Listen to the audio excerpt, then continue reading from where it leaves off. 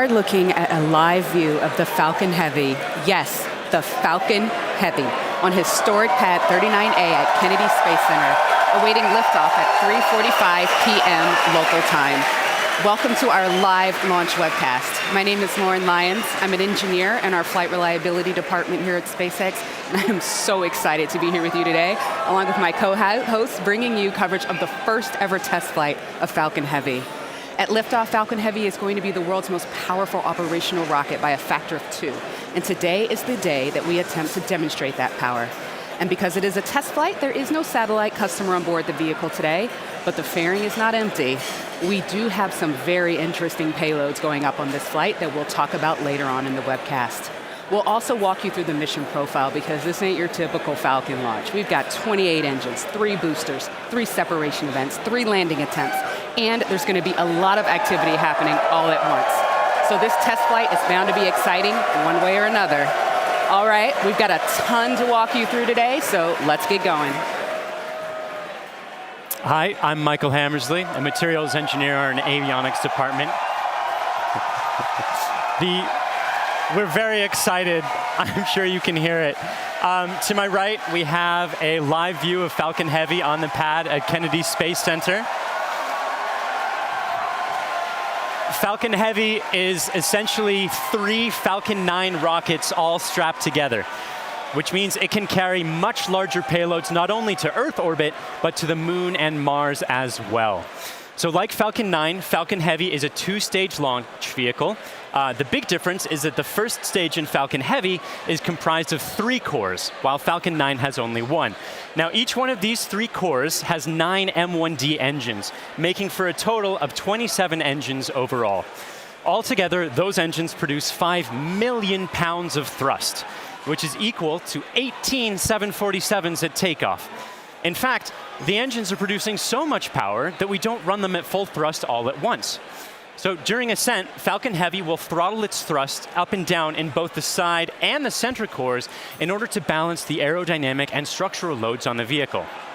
So about halfway through the first stage's burn, the 2 side boosters will separate and come back to Earth for a simultaneous landing at Cape Canaveral Air Force Station. More about that a bit later.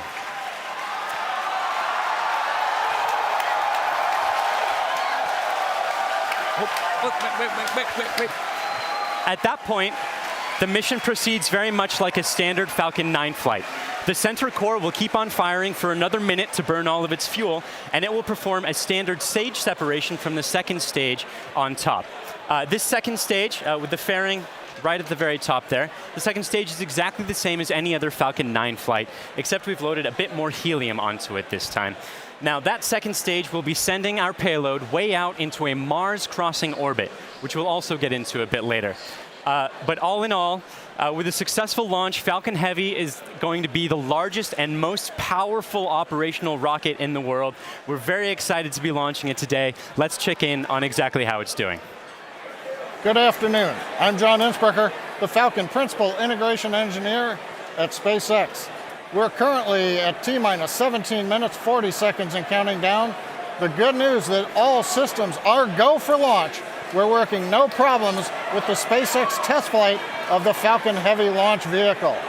Now we're currently loading propellant on all 3 first stage boosters, and we began loading a couple minutes ago on the second stage LOX tank.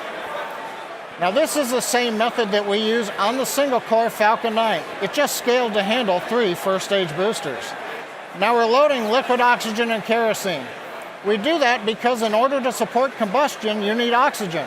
And in the vacuum of outer space, there isn't any. So we bring our own liquid oxygen, chilled and densified. You may have heard densified in the past. That allows us to pack the maximum amount into the LOX tanks on the Falcon Heavy. Now our fuel is refined petroleum, RP1. That's essentially just a purified kerosene. It's a safe propellant, easily available, has a lot of history. For example, the Saturn V first stage, flown from the very pad you see on the monitor, on the moon missions, used kerosene and liquid oxygen. Now the big news this afternoon has been the weather, and we've eaten up most of our launch window. Now we won't have the ability to hold the countdown any further now that we are into liquid oxygen loading. The good news is that the winds are looking good. We're working no issues on the Falcon Heavy. However, if there is an issue in the last minutes, we won't be able to launch today. There is a backup date available tomorrow. And I've said it before, launch is hard, and Falcon Heavy is no exception. We're essentially counting down 3 rockets simultaneously.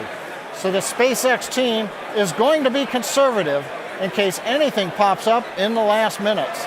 But as the energy and the enthusiasm from the team gathering below me outside of Mission Control Center X is growing, we are go at T-minus 15 minutes and 40 seconds and counting. My name is Brian, and I'm part of the software team here, and I'm standing just outside Mission Control as the crowd gathers behind me. We're all anxiously awaiting this very first test flight of Falcon Heavy. Now today, SpaceX has over 6,000 employees in locations across the country, but it wasn't always like that. Now when SpaceX was first founded in 2002, it was just a small group of engineers who believed that they could reduce the cost of exploring space, but had never actually built a rocket themselves. Now Falcon 1 was the first rocket we developed, and it was pretty small relative to Falcon 9 and Falcon Heavy. While the Falcon Heavy on the right of your screen is over 230 feet tall, Falcon 1 stood only about 70 feet tall and could only carry about ½ a ton to orbit. However, despite its small size, Falcon 1 served a very large purpose. It was our roadmap to using modern technologies to engineer a vehicle that was not just more reliable, but was less expensive than alternatives. Now, we had 3 test flights of the Falcon 1 before we found success. But on that 4th Falcon 1 flight, it became the first privately developed liquid-fueled rocket to reach Earth orbit. Now fast forward to today, and SpaceX has had 49 successful rocket launches. We have recovered 21 first stages, and we have reflown 6 of those. We have had 14 Dragon launches and have successfully reused the spacecraft as well. Now our next step on this journey is just minutes from now when we'll attempt the first test flight of our heavy lift launch vehicle. Now there have been many challenges along this long road, and it has not been easy, but no matter what happens today, it has all been worth it.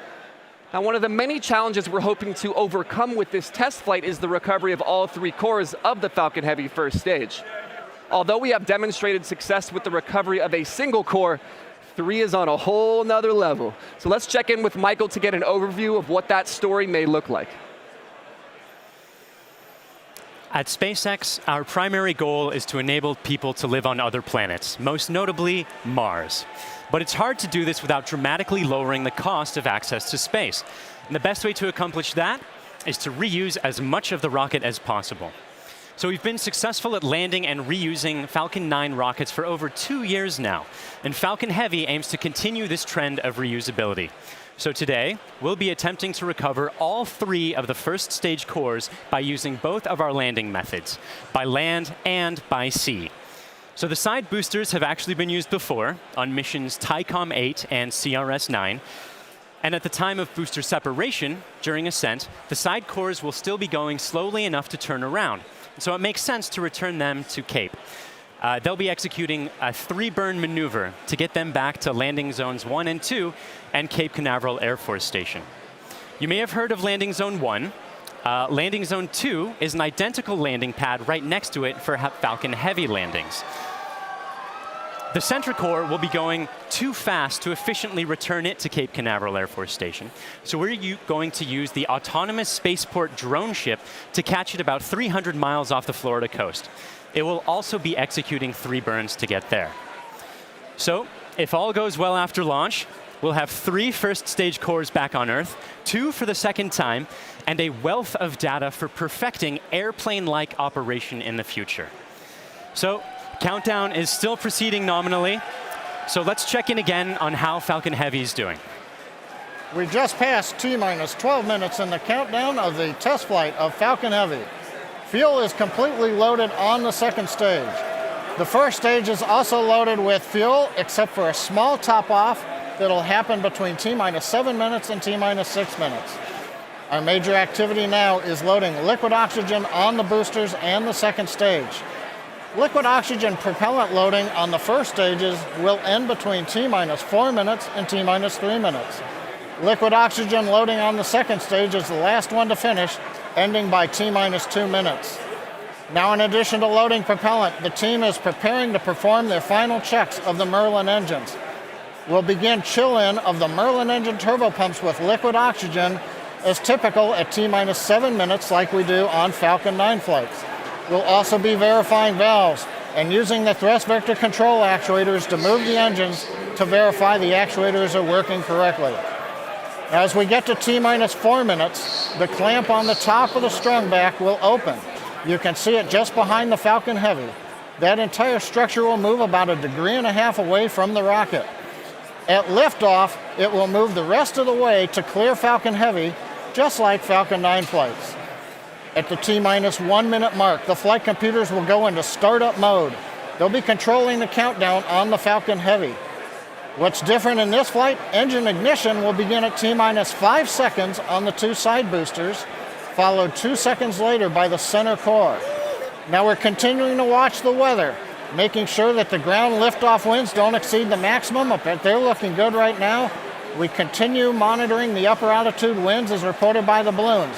But right now at T-minus 10 minutes and 10 seconds and counting, the Falcon Heavy test flight is go.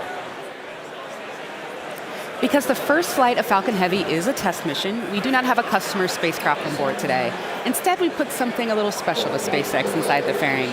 Now, more often than not, on the first flight of a new rocket, engineers will choose to fly a mass simulator, which is basically a heavy object of some sort to simulate the dynamics of flying a payload, but with little consequence if the mission doesn't work out exactly as planned. And as many of you already know, we have opted to have a little fun with our mass simulator. Stacked inside the fairing is Elon's cherry red Tesla Roadster, and inside of it, a passenger. His name is Starman, but don't worry, he's not human. But he is donning the SpaceX-designed spacesuit that our human astronauts will be wearing on Crew Dragon. And if all goes well today, we hope to get some live views of it as it makes its way into space. Now, in addition to the Roadster, you might also catch a glimpse of a smaller passenger, which is a tiny little Hot Wheel Roadster carrying a tiny little Starman, which is a little Easter egg for today's mission, so keep your eyes peeled for that. But those are not the only payloads we're flying today. Secured inside the Roadster is another really special passenger called an ARC. An ARC is a 5D laser optical quartz storage device, which is essentially a high-tech, high-data storage unit that can survive in the harsh environment of space. It's built by the ARC Mission Foundation, which is an organization whose purpose is to store libraries of human knowledge and data on these devices and send them off into space with interplanetary travelers, thus preserving human achievements well beyond Earth.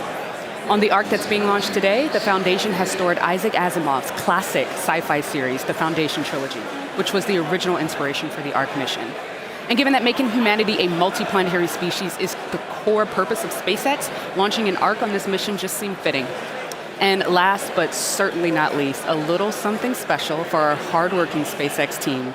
Mounted on the payload attach fitting, which is the structure that holds the Roadster onto the second stage, there's a plaque on which the names of over 6,000 of our SpaceX employees are engraved. The work that goes into designing, building, testing, and launching a vehicle of this sort is no small feat. And we are super excited to be a part of the Roadster's billion-year journey through the solar system. As Lauren just mentioned, if all goes well today, Falcon Heavy will put the Roadster on board into an Earth-Mars orbit around the sun on a journey that could last for 1 billion years. Now, on a universal scale, this means that the Roadster will be tracing the shape of an ellipse with the sun at one of its fixed points, or one of its foci.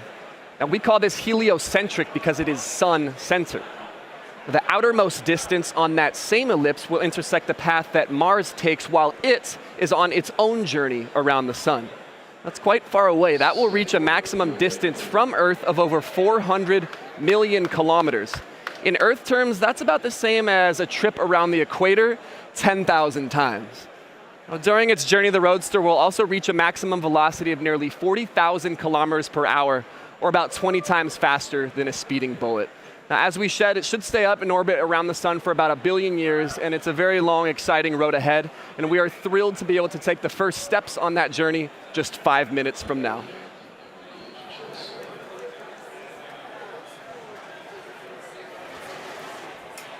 The SpaceX team continues to count down for launch of Falcon Heavy test flight. Now, once we light the engines, Falcon Heavy will check the power on all 27 Merlin engines, a critical period in the go-no-go for launch. It'll then command release from the ground hold downs. 40 seconds into flight, we'll decrease power on the two side boosters in preparation for maximum aerodynamic loads on the vehicle. Once we get through this period, Falcon Heavy will throttle back up to full power on the side boosters. About half a minute later, we will again throttle down the two side boosters. This time we're decreasing the forces on the rocket structure. At this point in flight, the vehicle is much lighter, having burned off much of the propellant, but we are increasing thrust. 2.5 minutes into flight, we'll fully turn off the side boosters, an event called BECO, Booster Engine Cutoff. At this point, the pneumatic separation system on the center core will unlock the two side boosters and push them away. The side boosters will disconnect first at the top of the center core, then milliseconds later from the bottom, so they'll actually rotate away from the center core slightly. Once the side boosters are clear, the center core will throttle up to full power and burn for another 25 seconds. Finally, at just past 3 minutes after liftoff, the center core will shut down, an event called MECO, Main Engine Cutoff, and the second stage will separate. From this point on, it's like a Falcon 9 mission. The fairing will separate, the MVAC-D upper stage engine fires, eventually sending the stage and payload out into the solar system to orbit around the sun. So that gives you a feel for the sequence of events we're planning on today's flight. So now, at T-minus 4 minutes, 45 seconds and counting, let's witness the test flight of Falcon Heavy.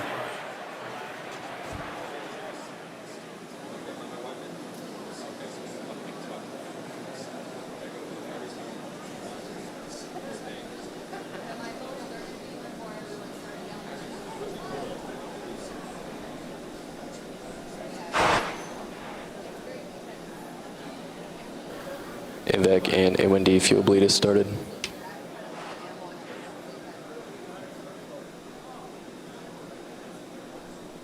Stage 2 crane alarms are open. Throttling to close up.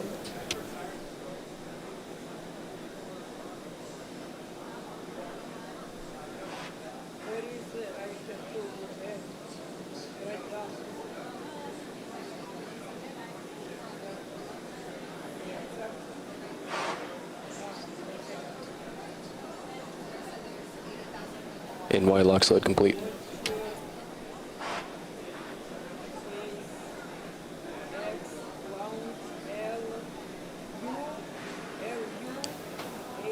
PY lock sled throttling to close up. PY lock sled complete.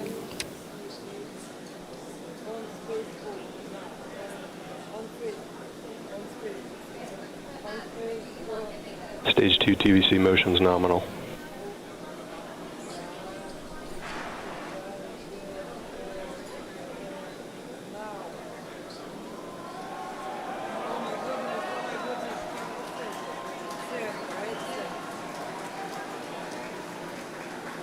BOGO bleed verification.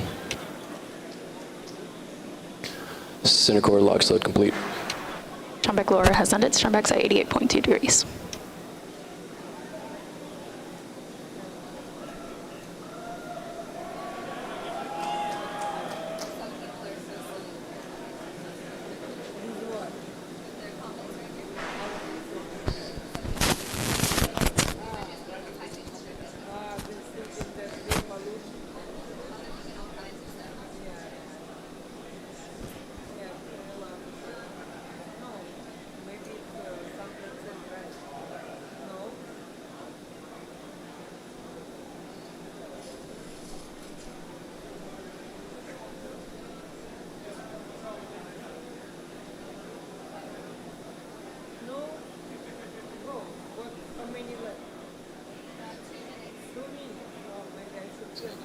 Stage 2 lock sled complete. Falcon Heavy prop load is complete.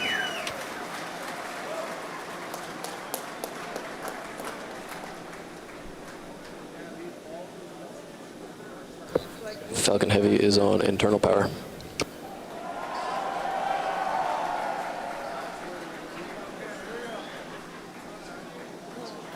Vehicles in self-align. Ground gas close-outs has started. Falcon Heavy gas loads are complete.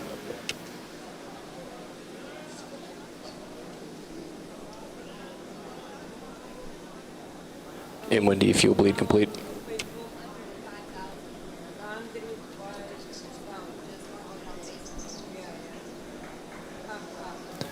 M1D engine chill is complete. AFTS is ready for launch.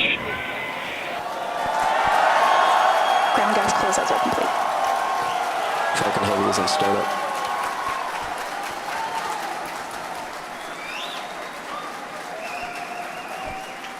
Stage 2 pressing for flight.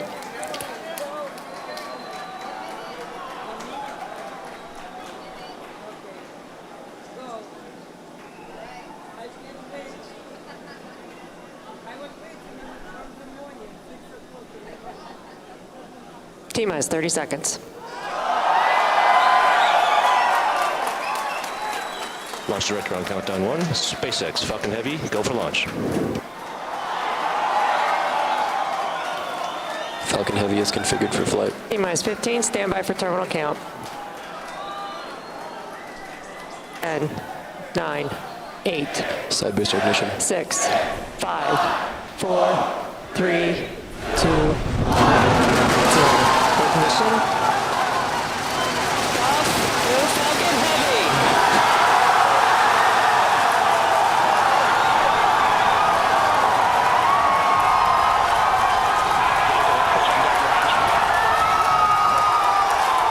Stage 1 propulsion is nominal.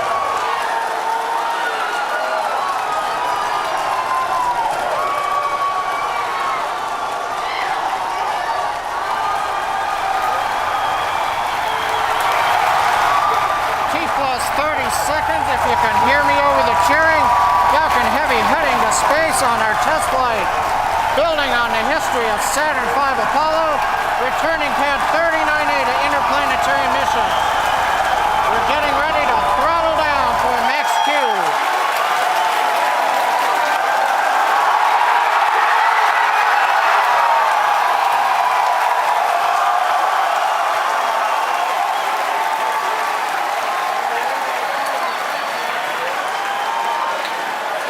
Vehicle supersonic.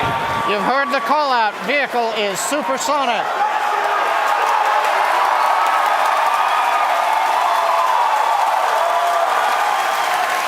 Side boosters are now throttling back up to full Vehicle has power. reached maximum dynamic pressure. We're past max Q, the period of maximum loads on the vehicle. Next up, we'll be waiting for the side boosters to begin to throttle down prior to booster engine cutoff and separation 2.5 minutes into flight.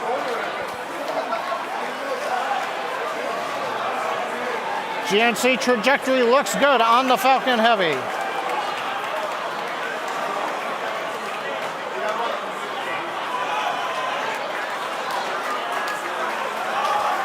Reports show that the M1D engine performance is nominal.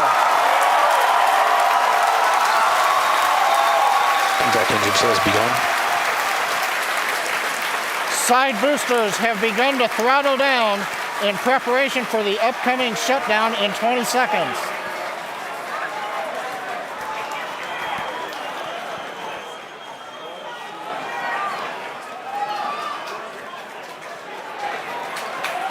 Major event coming up with side booster shutdown and separation. Inside shutdown. Side boosters. Beacon. Center. We south and up. S1 keeps going.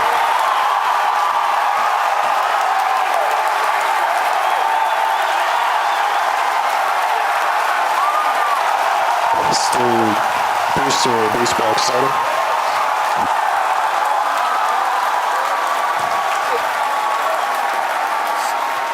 Successful separation. We're coming up on MECO and shutdown. Stay set. Separation confirmed. Wave and back ignition. This big burn looks good on side boosters. Backburn startup.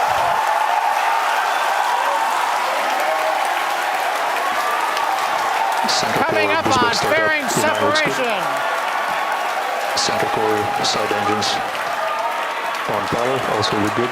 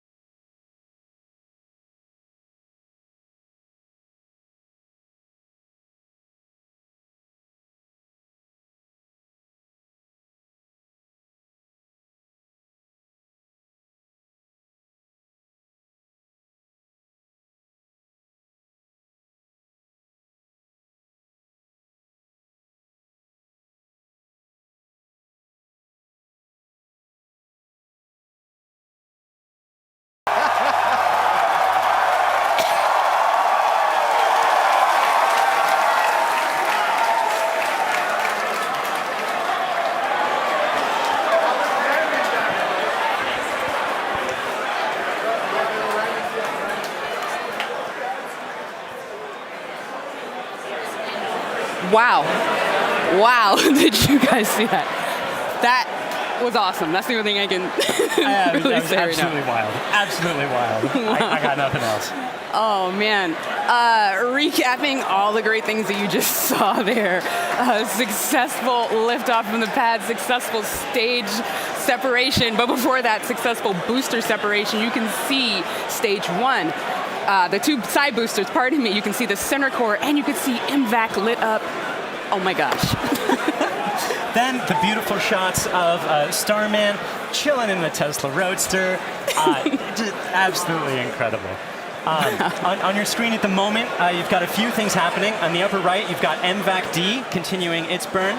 On the upper left, you have the center core headed back towards the autonomous spaceport drone ship. And in the two bottom screens, you've got the side boosters headed back towards Cape Canaveral Air Force Station, landing zones 1 and 2.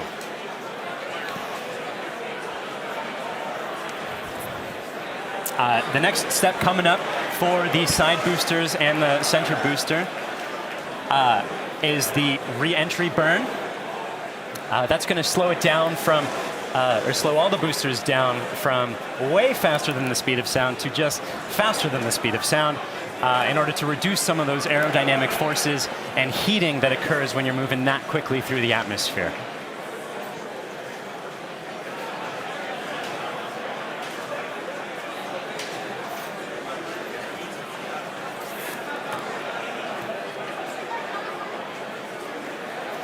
And as you can see on your screen, that re-entry burn for those two side boosters has begun.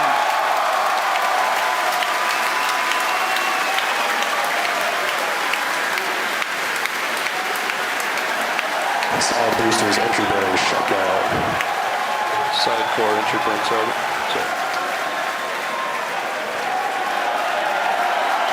The center core in the upper left of your screen performing its own re-entry burn.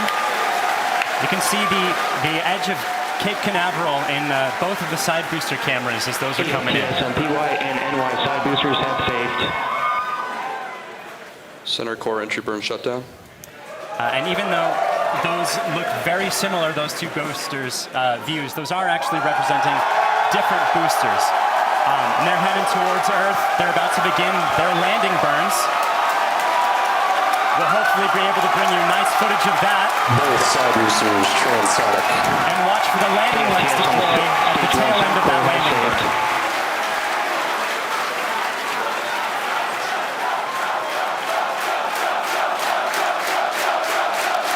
And that landing burn has started. Both boosters looking to be on track towards their respective landing zones. Landing burns have started. Side boosters landing legs have deployed.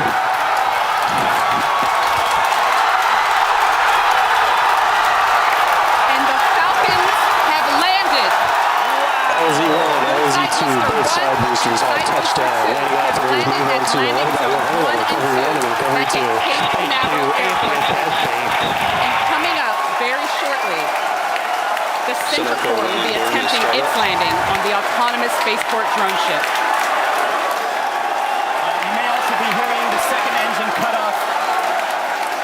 Check on your screen. Sometimes this footage goes out when it approaches the drone ship and the heavy vibrations make it lose signal. We're crossing our fingers that's not the case right now.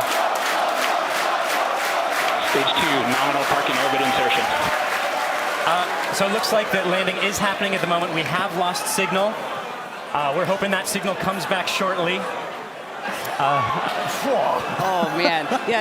As Michael mentioned earlier, with the vibrations of the rocket and how it shakes up the cameras that are on the drone ship, sometimes we do lose signal or shakes up the antennas. Oh, and we've just gotten confirmation. Oh. We're waiting to hear what happens, and so we're listening in, and we're still waiting to hear. We'll let you know as soon as we find out. You'll know. People are cheering, but we'll get the call and know. Hopefully very, very soon how that center core is doing, whether it's standing up proud on that drone ship or not. Meanwhile, other two landings. those were absolutely gorgeous. Meanwhile, the second stage is continuing its trajectory towards Mars. It's all looking good there. John, come give us a recap of the full mission. He stands. Well, if you could hear all that cheering, it was an outstanding test flight of the Falcon Heavy.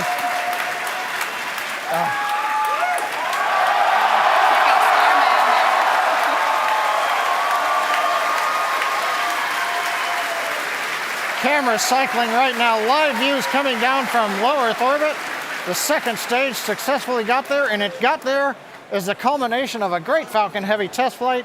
We lit 27 engines, throttled the boosters up and down, we separated the side boosters.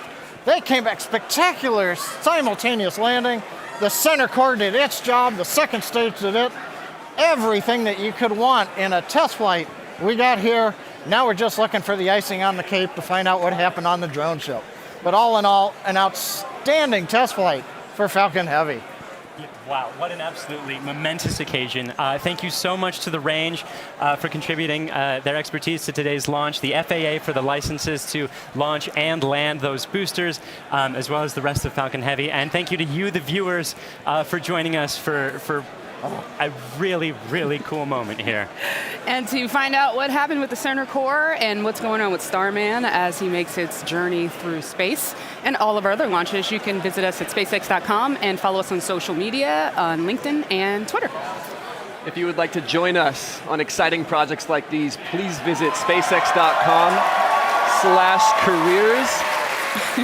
From the entire grateful team here, thank you again for joining us. We'll see you next time.